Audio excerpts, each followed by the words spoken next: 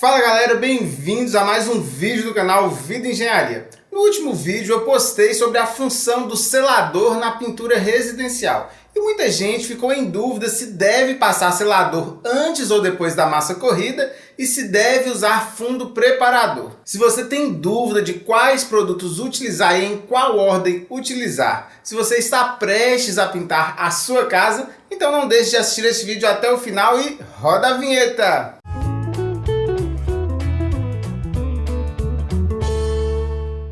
A função do selador eu já expliquei para vocês, que é selar a parede nova e gerar economia na tinta.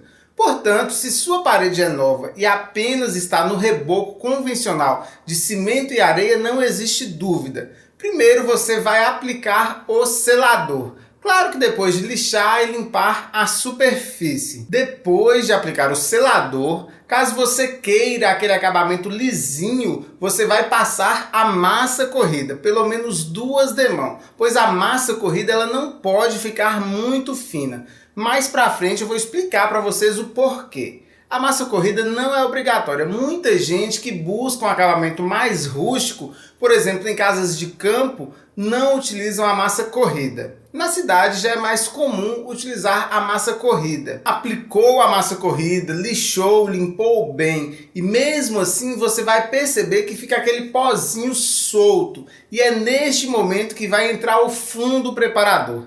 Ele tem o poder de aglomerar essas partículas soltas, além também de fazer a função de um selador na massa corrida. Se você observar, o fundo preparador ele custa bem mais caro do que o selador, justamente porque ele tem essa função 2 em 1. Ele vai aglomerar esse pozinho que ficou solto e ele vai funcionar como um selador para você também economizar a tinta. Se você passar a massa corrida e não utilizar o fundo preparador, caso essa camada de massa corrida tenha ficado muito fina, por essa camada ser solúvel, poderão aparecer bolhas ou destacamentos durante a pintura, geralmente na segunda demão, pois a tinta dissolve a massa corrida. Após a aplicação do fundo preparador, aí sim você vai entrar com a tinta. E agora você vai estar se perguntando, mas e quando o reboco é de gesso, o que eu vou usar? Neste caso, acima do gesso você não vai aplicar o selador, você deve aplicar o fundo preparador.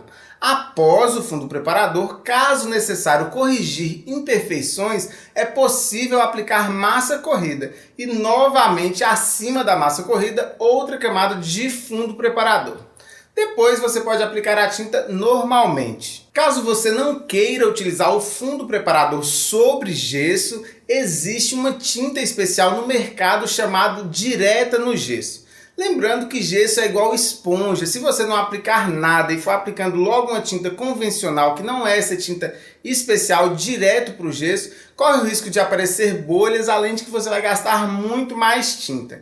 E aí neste caso não adianta reclamar que a sua tinta não rendeu. Claro que ela não rendeu porque o gesso foi lá e sugou toda a tinta. Já no caso de paredes antigas, caso você queira repintar essas paredes antigas, se a tinta que está lá na parede ela estiver com sinais de calcinação, soltando pigmento, destacando placas, aí antes de aplicar essa nova tinta você vai ter que raspar, lixar, preparar essa superfície e aí você vai aplicar o fundo preparador. Neste caso, o fundo preparador é muito importante para que você consiga aglomerar essas partículas soltas e é importante também quando você vai fazer uma mudança do tipo de tinta. Por exemplo, às vezes você tem uma tinta brilhante, uma tinta com acabamento liso. Se você tentar aplicar uma tinta com acabamento fosco, uma tinta acrílica, você vai ver que ela pode não aderir bem. E aí o fundo preparador vai fazer essa transição. Eu expliquei para vocês a regra geral e é muito importante